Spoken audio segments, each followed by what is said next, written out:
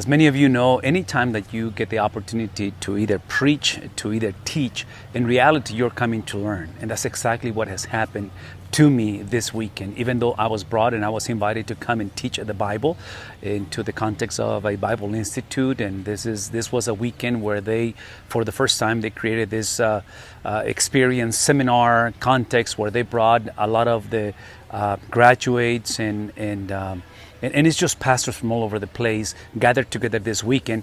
And again, I've been privileged to teach the Bible, and that's great. But in reality, it's been a lot of learning. I'm speaking to you from Camécuaro, which is one of those beautiful, gorgeous natural resources across the beautiful country of Mexico. And this particular area for me has been very meaningful for multiple reasons. One of them is just the beauty of the place. And I'll show you in a second. I'll move my phone around so you can see. I mean, this is just gorgeous and amazing. But the other thing is because this is one of those areas where the missionary work from early stages in the country of Mexico took place.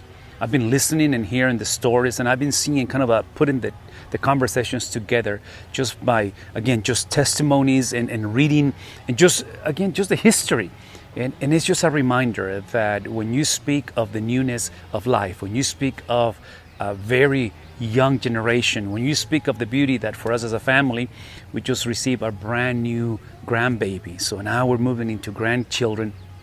There is no way around for you to think, for you to dream, for you to be a part of the future without looking into the past. So specifically the beauty of historicity, the beauty of what God has done throughout generations. And again, for me personally, this is just the reminder that the gospel is not only true, but the gospel has been incarnated, has been brought into very tangible context where you see places here within driving distance. And some of the pastors that I've been speaking with and learning from are missionaries, church planters that are in places where Spanish is a second language, where dialects and indigenous communities, where they have a very different understanding and mindset. All that to say is that it's just the incarnational approach. It's just the understanding that the God of the Bible, which is obviously the number one missionary in human history, He has chosen to come and dwell among us for the purpose of redemption, for the purpose of not simply loving the future version of people